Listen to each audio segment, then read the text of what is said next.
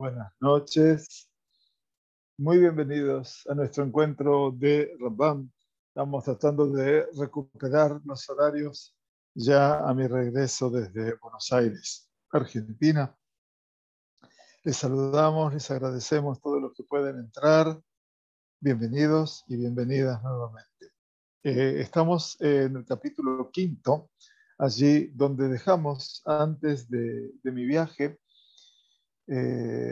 Aunque yo sé que me llevé el material, pero creo que no pudimos hacer shiur de Rambam. La verdad que no lo tengo en la memoria, por lo tanto voy a retomar desde el lugar donde habíamos dejado, que era el comienzo del capítulo 5, de las leyes, apasionantes leyes de lo que son Kiddush HaChodesh.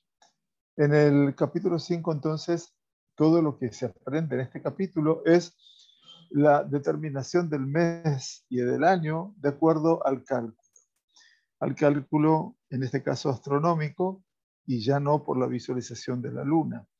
El Rambam decía en la primera alajá que sí estudiamos todas las afirmaciones hechas anteriormente, en los capítulos anteriores, con respecto a la prerrogativa de santificar el Rosh Hodesh debido al avistamiento de la luna, es decir, todo lo que se hacía a partir de lo que era el Sanedrín y los testigos y el avistamiento de la luna, el establecer un año embolismal, quiere decir, si esto está mal escrito, de 13 meses para conciliar el calendario, o por necesidad, en este caso para que siempre Pesaj pueda acontecer en el tiempo de la primavera, se aplican al Sanedrín en Eretz Israel, porque son ellos solos o un tribunal de jueces que posee semijá, como habíamos explicado, quiere decir esa autoridad devenida desde Moisés en adelante, eso se llama semijá, lo que se le da la autoridad rabínica a un rabino o a un estudioso, que celebra sesiones en Eretz Israel y que recibió autoridad del Sanedrín, quien puede autorizar estas decisiones. Este concepto, decía el Rambam, se deriva del mandato dado a Moshe y a Aarón, como todos recordamos, en el libro de Éxodo, Perashat Bo, a Jodesh Lahem, Rosh Hodashim. Este mes será para vosotros el primero de los meses. Quiere decir, Rosh Hodashim, aprendemos entonces de, acá dice generación, Mipia Shemuah, quiere decir, por la transmisión oral de los distintos rabinos, explicaron que el versículo se interpreta de la siguiente manera. Este testimonio se te ha confesado a ti y a los sabios que surjan después de ti y que funcionen en tu posición. Quiere decir, aquellos que sean en tu lugar. Entonces, esto viene desde Moshe Rabbeinu. Sin embargo, decía Rambam, cuando no hay Sanedrín en Eretz Israel, establecemos el calendario mensual e instituimos los años embolismales únicamente de acuerdo al calendario fijo que se sigue ahora. Entonces estudiamos aquí que ese calendario fijo, obviamente, fue establecido en el año 359 de la era común y eso perteneció a Hillel Ababli. A Hillel el babilonio, no es el Hillel que nosotros conocemos, sino que vivió más de 300 años después del Hillel famoso del Pirkei Avot. Muy bien, hasta aquí habíamos llegado entonces a nuestra primera alajá. Ahora bien, dice el Rambam, a partir de la segunda alajá, Bedabar ze alajá le Moshe mi Sinai. Dice, este concepto es una alajá comunicada a Moisés en el monte Sinai. Este es un concepto muy importante, queremos decirles a ustedes para que lo entiendan. Dice el Rambam en la introducción a su comentario sobre la Mishnah, el Rambam define una alajá comunicada a Moisés en el monte Sinaí como una ley que no se menciona explícitamente ni se alude en la ley escrita, en la Torá escrita, sino que se comunica a través de la tradición oral. ¿De acuerdo? Entonces quiere decir que hay varios aspectos que son alajá de Moshe y Sinai. Explicaba yo en un momento que, por ejemplo, la Torá sagrada nos dice Ukshartam leot al yadeja, beir totafot bereneja. Quiere decir, se refiere a los tefilim. Los atarás por señal sobre tu brazo y los pondrás por frontales entre tus ojos. Ahora bien, sabemos que son los tefilim. Ahora, ¿cómo se definen los tefilim? ¿Cómo son? Bueno, hoy en día todo el mundo lo sabe porque los ve y por lo tanto sabe. Pero el hecho de que sean dos cajitas negras y las retzubot negras y las perashiot escritas adentro, que son 4, todo eso se es alajá de Moshe Sinai.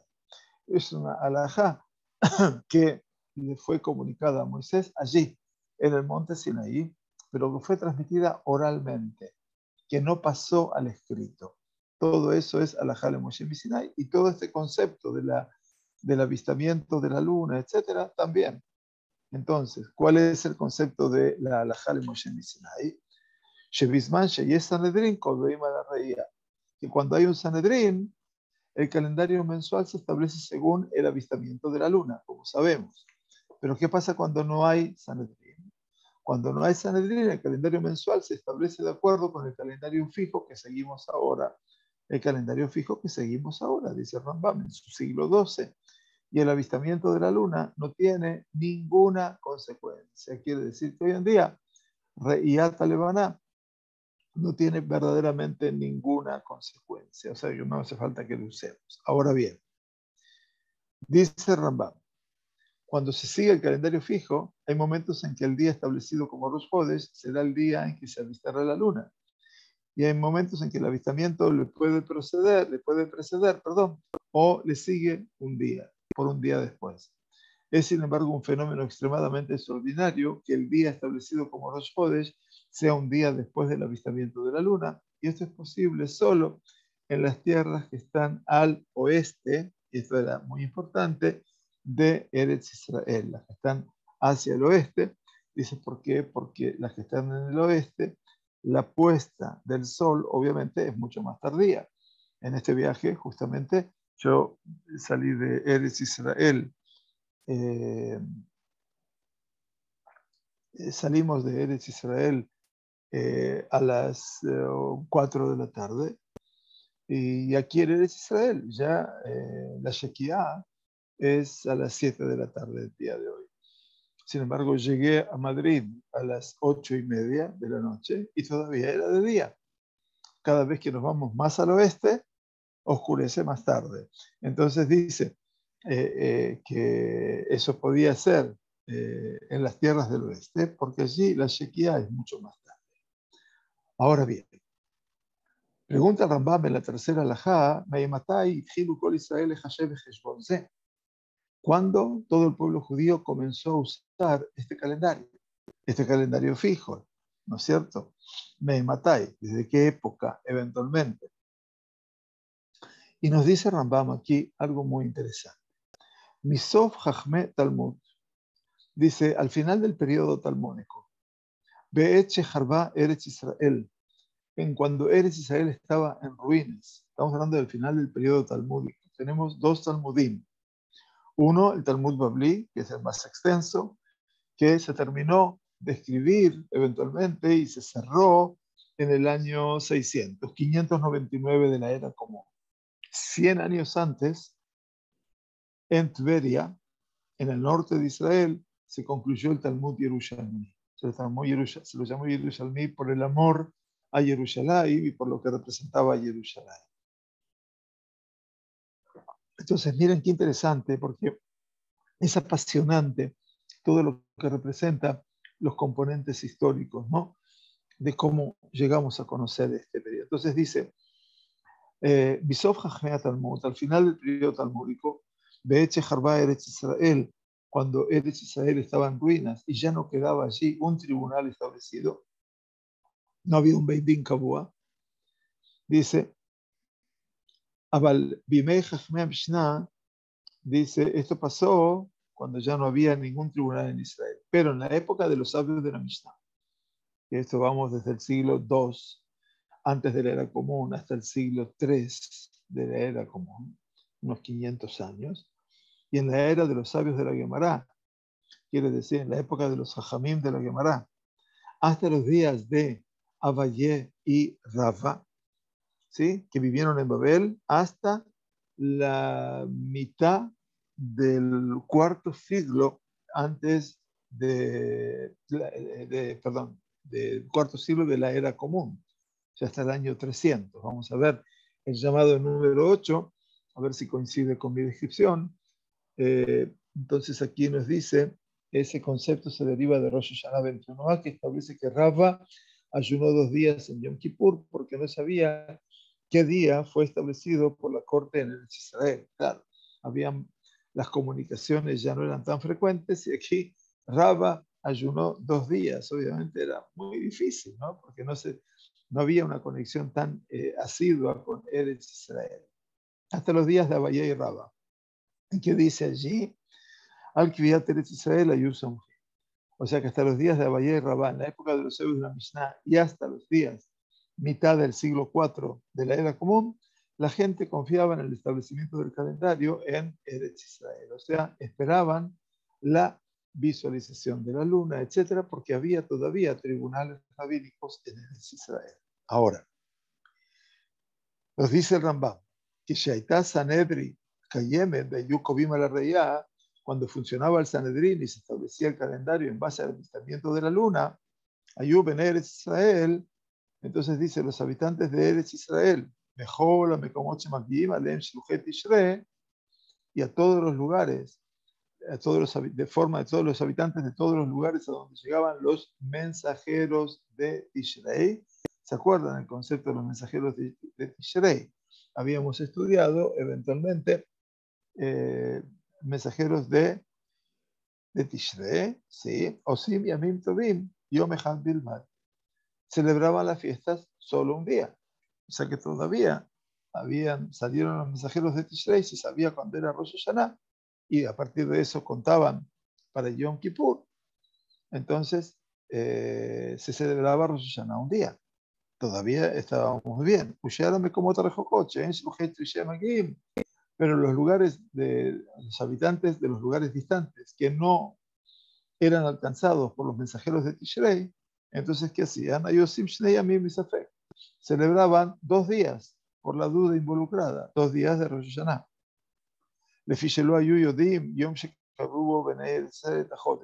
Porque no sabían el día en que los habitantes de Israel establecieron cuándo era el comienzo del mes. Y entonces, en ese caso, cuando no llegaban los emisarios, porque era muy distante la cuestión, celebraban 2 días de Rosh Hashanah. Y tenemos un pueblo de Israel que está dividido. Porque, por un lado, existe el Sanedrín. Por otro lado, hay judíos que viven ya mucho más distantes de lo habitual. Y a veces no llegaban los shlichim, los emisarios de Tishrei. Ahora, Basmanase, dice Rambam, en la era actual, She'en Sham Sanedrín, cuando el Sanedrín ya no existe en la tierra de Israel, Ubed Din Shel Eretz Israel Kovim al Heshbonse, y la corte de Eretz Israel establece los meses según el calendario fijo. Según el calendario fijo. Veamos el llamado, por favor, implícito en las palabras de Rambam. Hay un concepto explicado con mayor detalle en el Alajá número 13. La determinación del calendario depende del establecimiento del calendario por parte de la corte de Eretz Israel. Enseguida lo vamos a ver. Entonces dice Rambam, en la era actual, cuando el Sanedrín ya no existe y la corte de Eretz Israel establece los meses según el calendario fijo, ¿sí? Entonces, dice Rambam, allá Minadin Sheyuko la Mekomoto Yom Tov Echad Bilbad. Entonces, según esta ley, sería apropiado que los judíos de todo el mundo celebraran las festividades por un solo día. O sea, Rosh Hashanah, que hagan un solo día, y Pesach solamente un día de Yom Tov, Shavuot un día de Yom Tov, el primero, por supuesto, y el último de Pesach, y el primero de Sukkot y el último de Sukkot, eventualmente, o el octavo Shemini Atzeret, también como un solo día. Dice, pero, ¿qué pasa? Afírme como otra jocoche, inclusive los habitantes de las regiones más distantes de la diáspora. Dice que Movené Eretz Israel, que los cumplan como los habitantes de Eretz Israel. Dice, Shakol al Heshbon Echad Somchim Bekovim, porque todos confían en el mismo calendario fijo y establecen las festividades en consecuencia. Sin embargo, Abal Takanat Chachamim Ishe Izaru Beminat Avotayim Sheviteh. Y aquí nace un concepto muy importante. Sin embargo, los sabios ordenaron que los habitantes de la diáspora conservaran la costumbre de sus padres, de sus antepasados. ¿Qué significa conservar? Dice la Gemara en Beitzá que explica que esta regla fue ordenada para que las autoridades gentiles no oprimieran al pueblo judío e impidieran que los habitantes de la diáspora comunicaran la tradición del calendario a sus descendientes. Entonces tendrían que confiar nuevamente en la información transmitida desde Eretz Israel. Por lo tanto, es tan importante que veamos todo lo que era la impotencia a veces de tener que vivir entre los gentiles en la diáspora, como lo puede ser hoy en día. Nada más que hoy en día los derechos humanos, comillas, son un poquito más derechos, pero no para tanto. Justamente a mí me interesan las novelas históricas y está la Catedral del Mar, precisamente, que ahora también hay una serie vi que había en Netflix ahora que estuve de viaje, y que ahí narra la realidad de los judíos en España en 1300 y tanto, que era fatal, fatal. Y estamos hablando antes de que ahí en el libro se lee cuando surge la Inquisición, que fue realmente fatal. Y justamente en este libro se habla de uno de los prohombres de la judería española llamada Hasdai o Gisdai Crescas, que era un hombre muy adinerado que hizo mucho favor a todos los mundos, no solamente al mundo judío, sino al mundo gentil también. Y murió en la hoguera de la Inquisición, simplemente porque la fatalidad de los gentiles que necesitaban al chivo expiatorio, a los judíos, para quemarlos en la hoguera y de esa manera detener su ira. Los pogroms que hacían en el gueto judío, en la judería famosa, era realmente fatal. Entonces, acá vemos que era tan difícil poder mantenerse, poder sostenerse en todo lo que representaba ese escenario esencial de la vida del pueblo judío, ¿no? Por lo tanto, dice Rambam, le fija, por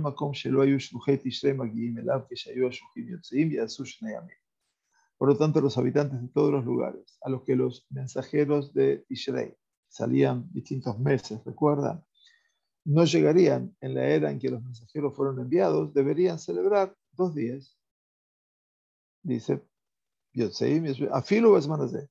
incluso en la era actual, a pesar de que tenemos un calendario fijo, que Moshe Yosim Bisman Sheben Israel Kovim la Reya, tal como lo hicieron cuando los habitantes de Israel establecían el calendario según el avistamiento de la luna. Y dice Rambam, Ubenei Israel Basmanazé, Osim Yom Echad Kevinah. En la era actual, la época del Rambam, los habitantes de Israel continúan con su costumbre y celebran un día. ¿Sí? Celebran un día. No tenían una tradición paterna de hacer 2 días, porque dice Rambam, Shemei Olam, lo asush neyamin, porque nunca celebraron 2 días. Nimtza Yom Tov Sheni Shanu Osim Begaluyot Basmanazé. Así, nuestra celebración del segundo día de las fiestas en la diáspora, en la actualidad, es una institución rabínica. Es muy interesante, porque el único resabio que quedó de 2 días también es Rosh Hashanah. En Rosh Hashanah nos unimos, los judíos de Israel con los judíos de la diáspora. Pero en Pesach nos separamos. Nosotros aquí en Israel celebramos el primer día de Yom Tov. En la diáspora, los 2 primeros días. Aquí celebramos el último día de Yom Tov. En la diáspora se celebran 2 días de Yom Tov últimos. Sukkot pasa lo mismo, Shavuot pasa lo mismo. Y Pesach también tiene, dijimos, Sukkot tiene el primero y el séptimo. Y después viene Shemini Atzeret, que es una fiesta de un día. Y aquí en Israel y en la diáspora se celebra 2 días. Un día es Shemini Atzeret, el otro día es Simchat Torah. Dice Rambam, Yom Tov Shel Rosh Hashanah, Bisman Shayu Kovim a la Reayam. Cuando el calendario se establecía con base al avistamiento de la luna, Ayu Rob Benei Israel Osim Tov Shnei Yamim Sefek. La mayoría de los habitantes de Eretz Israel celebraría Rosh Hashanah durante 2 días. ¿Por qué? Debido, dice el Fisher Yodim, Yom Shekebubo Beddin et Hachodesh, a la duda involucrada porque no sabían en qué día la corte estableció el nuevo mes. Shein HaSheluchim Yotzim Beyom Tov, porque los mensajeros no querían partir en el tiempo de la fiesta. O sea que aquí tenemos el motivo por el cual Rosh Hashanah se celebra 2 días también acá en Israel.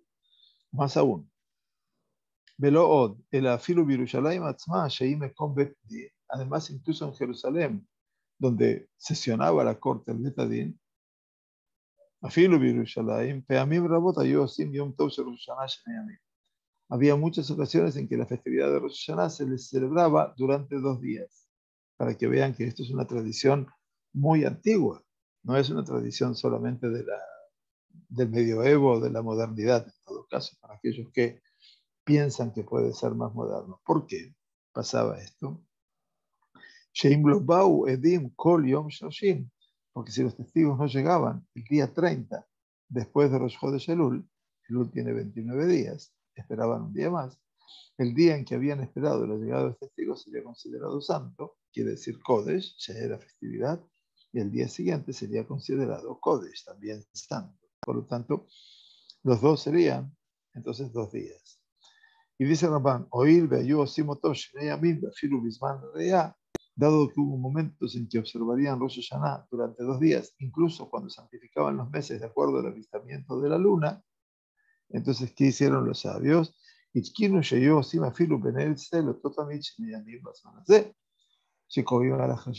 Nuestros sabios ordenaron que incluso los habitantes de Eretz Israel deberían celebrar siempre Rosh Hashanah por 2 días en la era actual, cuando los días festivos se establecían en base a un calendario fijo. ¿Entienden ustedes? Ya esto vino como una institución del Betadín. Por lo tanto, incluso la observancia del segundo día de Rosh Hashanah en la era actual es una ordenanza rabínica, es una takaná de Jajamim, o como dice Rambam, mi divrei sofri. Bien, entonces todo esto, ustedes se dan cuenta cómo ha cambiado, ¿no es cierto? Todo este concepto. Y ya que estamos hablando de los 2 días, entonces va a hablar el Rambam de quién celebra 2 días. Lo único común que tenemos es Rosh Hashanah, como dijimos, ¿sí? La celebración de las fiestas por 1 o 2 días no depende solo de la distancia geográfica. ¿Qué quiere decir el Rambam? Dice, ¿cuál es la distancia geográfica de Jerusalén? Keitzad. Dice, ¿cómo se aplica todo esto? Dice Rambam, si un lugar está ubicado dentro de un viaje de 5 días o menos desde Jerusalén, donde por lo tanto seguramente era posible que los mensajeros lo alcanzaran, ese tramo,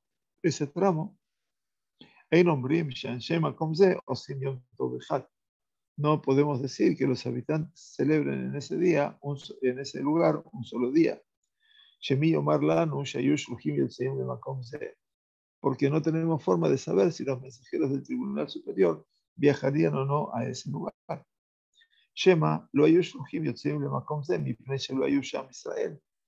Quizás los mensajeros no viajaban a ese lugar porque ese lugar no estaba poblado por judíos en ese tiempo.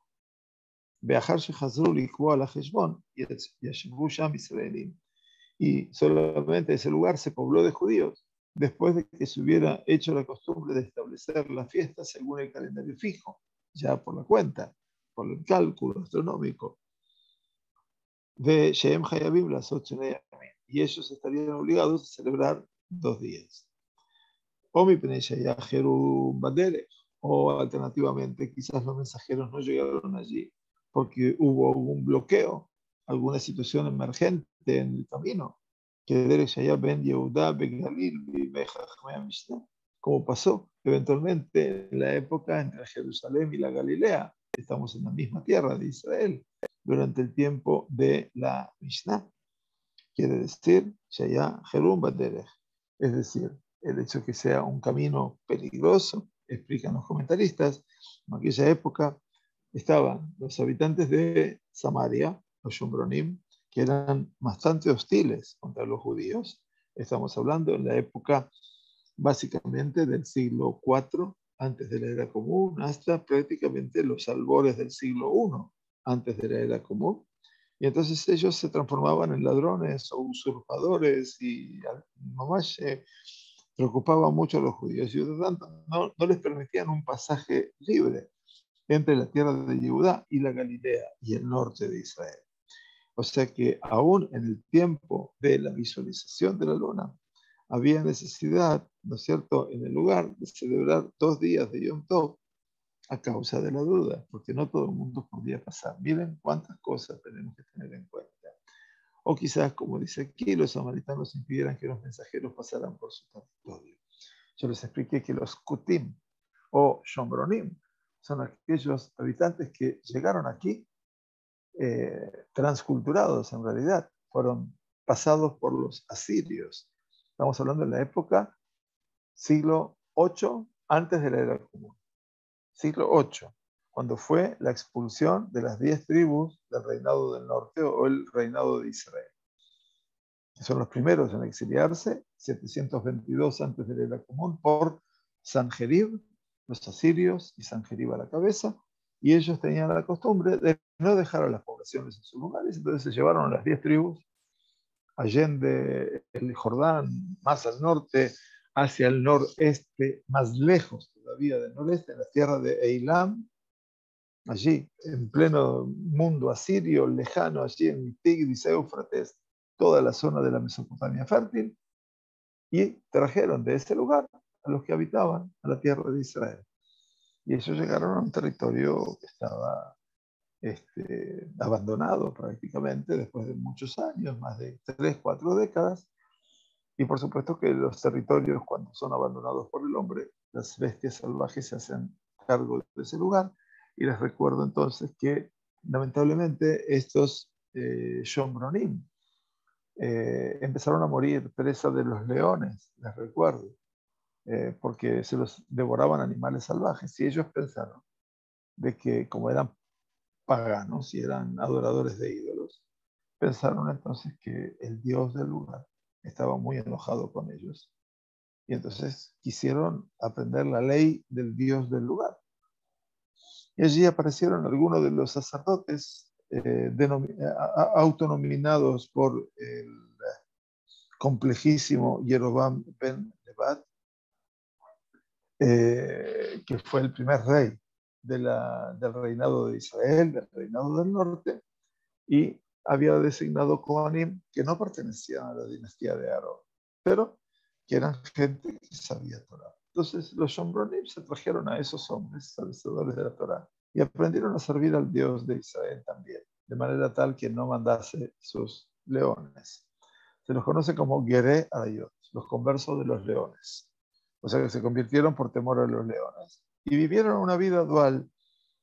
Servían al Dios de Israel por un lado y adoraban a sus ídolos por el otro. Y tienen la Torah de los Shombronim al día de hoy, que no son ciudadanos judíos. Pero en la época del segundo templo, ellos fueron el peor estorbo e impedimento para que el templo se pudiera construir. Y en la época de nuestro famoso Ahashverosh, sí, de la epopeya de Purim, ellos mandaron una carta acusatoria contra los judíos que se estaban levantando contra el poder del rey Ahashverosh, y por lo tanto Ahashverosh mandó a suspender las obras del Bet Hamikdash.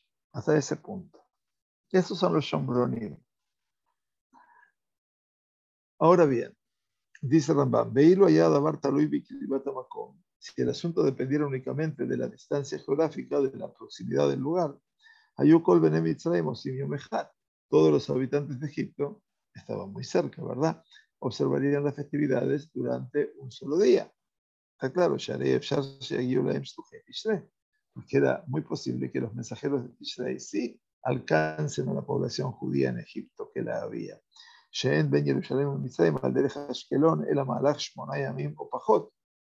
Dice la distancia entre Jerusalén y Egipto vía Ashkelon, no decimos nunca caminando, es un viaje de 8 días o menos, quiere decir una semana o un poquito más de una semana. Dejen Rob Suria. Y también los mismos conceptos con respecto a la mayoría de Siria.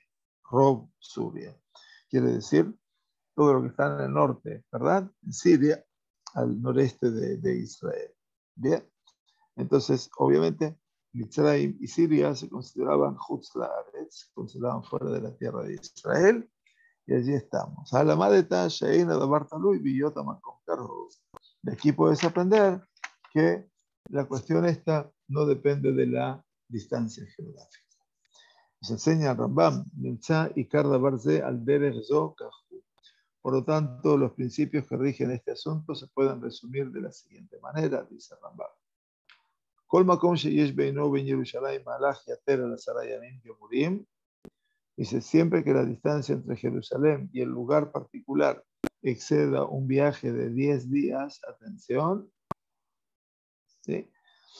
Gemurim absolutos, quiere decir que hay que caminar verdaderamente 10 días, ¿sí?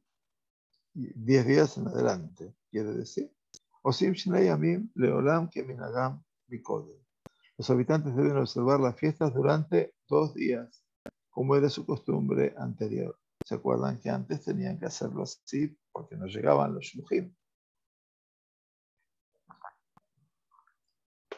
Shein shluchei kol tishrei, betishre magiim era lemakom shebeino b'Yerushalayim malach 10 yamim upechot. Porque los mensajeros enviados a Tishrei no pueden garantizar que lleguen a los lugares distintos a los que están dentro de un viaje de 10 días desde Jerusalén. Ese era el máximo. Bien, mejor makom shebeino ben Yerushalayim malach 10 yamim b'shaveh o pachot. Pero cuando los lugares están a un viaje de 10 días o menos de Jerusalén, por lo tanto es posible que los mensajeros los hayan alcanzado a los habitantes de estas comarcas cercanas a Jerusalén o en el límite hacia Jerusalén. Roim. Aquí entonces hay que ver.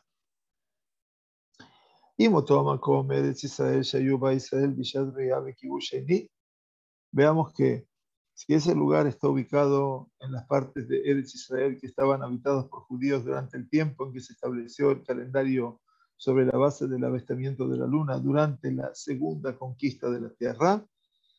Segunda conquista de la tierra. ¿Qué significa la segunda conquista de la tierra? Momento, la primera conquista es Yehoshua, la entrada a la tierra de Israel. No es aquí. La segunda conquista es cuando se nos autoriza a volver desde Persia, Shivat Zion. ¿Recuerdan esa época fundacional, el retorno de los judíos de Zion? Que hubo 3 grupos de Aliyah promovidas por Koresh, por Ciro en primer lugar, que fueron llegando primero Zerubabel, que era descendiente del rey David, y Yoshua ben Yozadak, el Cohen Gadol, y todo lo que representó esa primera gran movida. Después llegó Nehemías en una segunda ola de Aliyah a Israel, y Nehemías vino con una gran fuerza de hombres que vinieron a reconstruir Jerusalén, su muralla, etc. Y por último fue la descendencia de Ezra, el ascenso de Ezra hacia Eretz Israel, la Aliyah, y donde ya se conformó la esencialidad del pueblo judío. Por lo tanto, nos dice, esa es la segunda conquista de la tierra, Kibush Sheni, porque ahí nos apoderamos nuevamente, Baruch Hashem, de la tierra, Kegon Usha, Ushfar'am, Belot, Beyavne, Benob, Utberia, Bechayotze Baem. Entonces, como son las ciudades de Usha, estamos hablando del norte, Shefar'am, el Luz, que es una ciudad que acá dice Luz, acá es Lod. Creo que el Rambam se refiere a Lod y no a Luz. Yavne, que está muy cerquita aquí en el camino hacia el sur. Nov, la ciudad de Tveria, y Kayotze Baem, y semejantes a esos, no hagan caso de la traducción. O si bien los habitantes de estos lugares deben celebrar un solo día. ¿Por qué tienen que celebrar un solo día? Porque obviamente están dentro de los límites de Eretz Israel y por lo tanto se podía llegar fácilmente para anunciar. Entonces hacían solamente un día. Veimos Tomacón, Misuria, pero si el lugar ese es parte de Siria, ya mucho más alejado, por ejemplo, Tzor, Tiro, Damasco, Ashkelon, que no es el Ashkelon que nosotros vivimos en el sur, ¿no es cierto? Pero que es, sí, perdón, es la zona que está en el límite sur, o sea que no se la consideraba parte de Israel en ese momento porque el estado de Yehudá se redujo mucho. Bueno, es otro aspecto, ¿no? La inclusión de Ashkelon, que se encuentra al suroeste de Israel, en Siria, indica claramente que el Rambam se refiere a la concepción alágica de este último término y no a la geográfica, ya que Siria se encuentra en el noroeste de Israel. Sin embargo, hay una pequeña dificultad en las declaraciones de Rambam, en Joteruma, etcétera, que describe a Ashkelon como parte de la diáspora. Bueno, yo creo porque prácticamente todo esto se refería, lamentablemente, a que en esa época cada vez se reducía más la propiedad de los judíos porque todas las tierras habían sido entregadas a los mercenarios romanos, porque el imperio romano estaba en quiebra y no tenía cómo pagar, y entonces les daban tierras a los goim, a los gentiles. En última instancia, no había forma de sostener la economía israelí, y por lo tanto cada vez los lugares se van haciendo menos pertenecientes a la tierra. En esta época de Roma, la ciudad de Caisaria se la consideraba fuera de la tierra de Israel, y la zona de Beit Shean, hoy asiento de muchísimos kibutzim religiosos, también se consideraba fuera de la tierra de Israel. Ustedes se van a llevar de sorpresas, por eso les digo, es tan importante poder estudiar y tener conciencia de lo que fue la época del segundo Beit HaMikdash, porque obviamente vemos que el Estado hebreo es un Estado súper reducido, súper reducido en cuanto a su expansión. Sin embargo, bueno, tuvimos un desarrollo a nivel cultural y a nivel espiritual, pero bueno, mucho más grande que lo territorial. Entonces, si ese lugar parte de Siria, por ejemplo, Tiro, Damasco, Ashkelon y similares, deben seguir la costumbre de sus antepasados.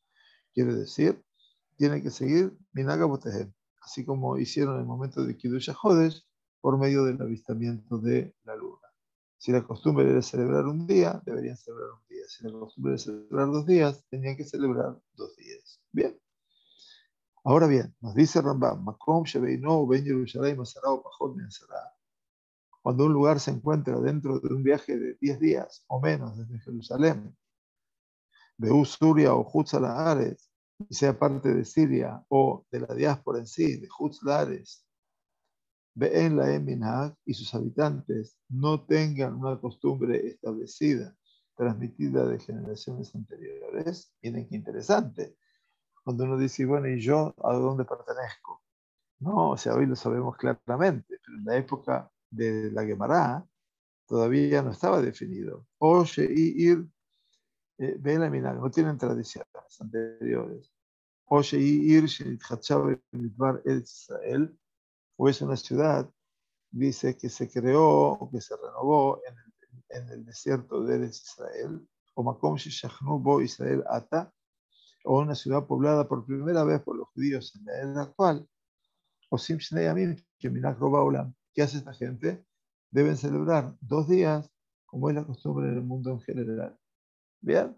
O sea que hoy en día todas las diásporas, sí, todas, absolutamente todas, celebran 2 días. No solamente Rosh Hashanah, ¿no? Rosh Hashanah tenemos ese sentido común, como les dije, sino fundamentalmente Pesach, Shavuot, Sukkot. ¿Bien? No Yom Kippur, que es un día de ayuno, por supuesto.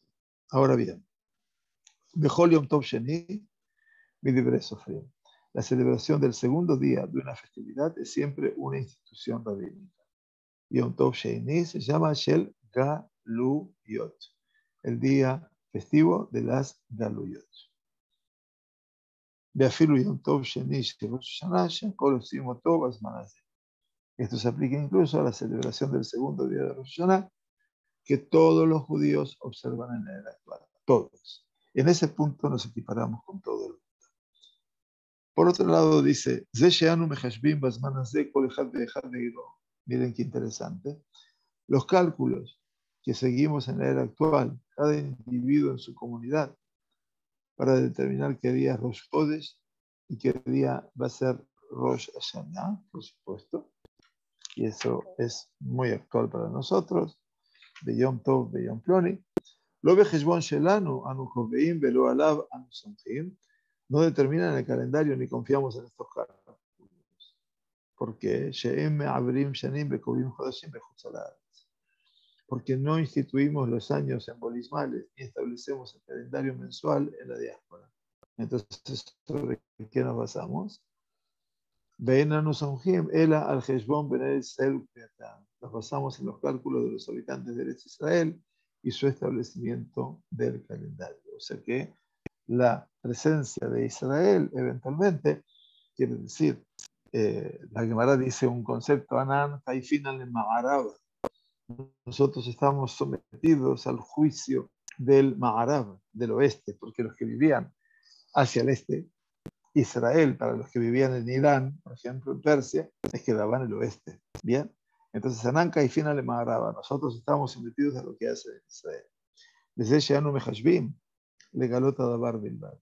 La razón por la que hacemos cálculos es simplemente por el bien de la información, para que la gente sepa cómo hacerlo, por lo menos que tenga la certeza. Que van Sheanu Yodeim Shal Heshbon Ze en Samjim, porque sabemos que los habitantes de Eretz Israel confían en el mismo calendario. אנו מחשבים לידע יום שקראו בו בני ישראל, איזה יום הוא. Por lo tanto, nuestros cálculos están destinados a determinar el día que los habitantes de Israel establecen como Rosh Chodesh o un festival o una festividad. ¿Por qué? Ubicuidad Benei Eretz Israel, Oto, dice, porque es el establecimiento del calendario por parte de los habitantes de Eretz Israel, Sheyeh Rosh Chodesh o Yom Tov, porque establece un día como Rosh Chodesh o un festival, Lo mipnei Heshbon she'anu mechashbim, y no nuestros cálculos del calendario, dice el Rambam. Entonces, ustedes se dan cuenta, mis queridos amigos, que todo este escenario es un escenario vital, yo lo llamaría así, para todo lo que representó el desarrollo habitual de todo lo que es el camino de el Kiddush HaChodesh en las diásporas. Bueno, a partir de este momento llegaremos al capítulo 6. El capítulo 6 obviamente es un capítulo muy interesante que nos ofrece a nosotros el concepto de el cálculo de el nacimiento de la luna, del novilunio, y el ciclo de los años. Cómo se va a producir este cambio eventualmente de los ciclos embolismales, etc.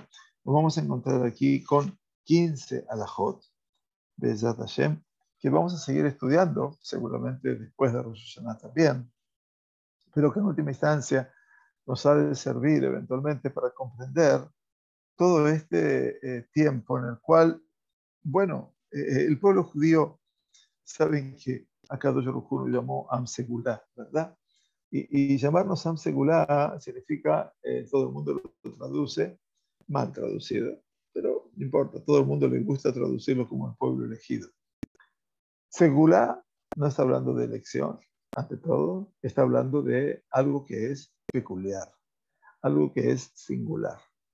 Y Am Israel mantiene una singularidad, no me cabe ninguna duda, pero me parecía que el concepto de segulá encierra el concepto de sagol, en la raíz samach gimel lamet, algo que me parece que en el hebreo moderno, me parece no, es, pero me parece que sería aplicable hoy en día en el hebreo moderno a un pueblo que mistagel.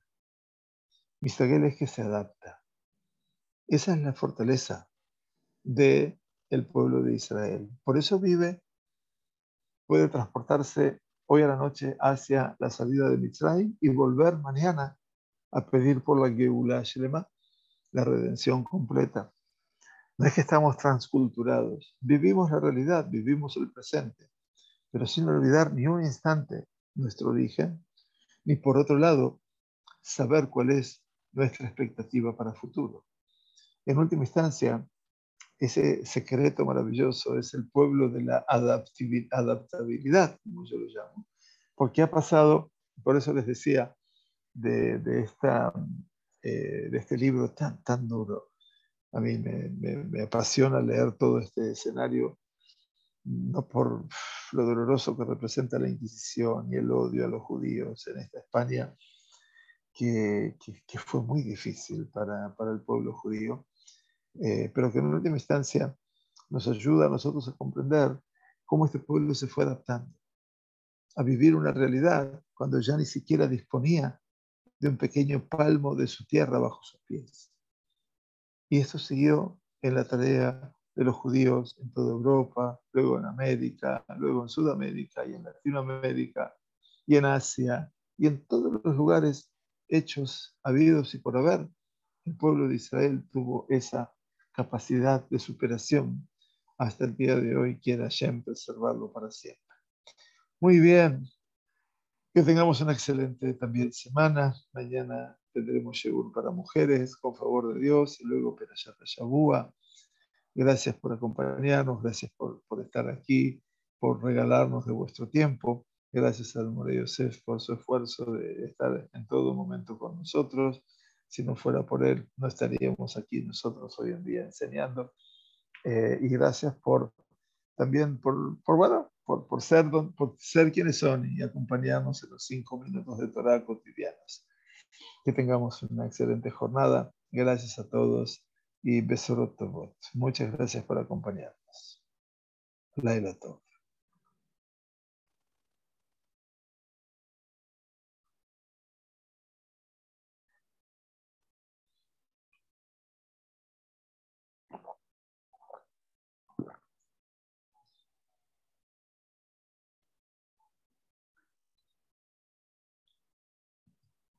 Muy bienvenidos, gracias a ustedes. Siempre las gracias son a quienes se esfuerzan regalándonos tiempo de su trabajo, de su día.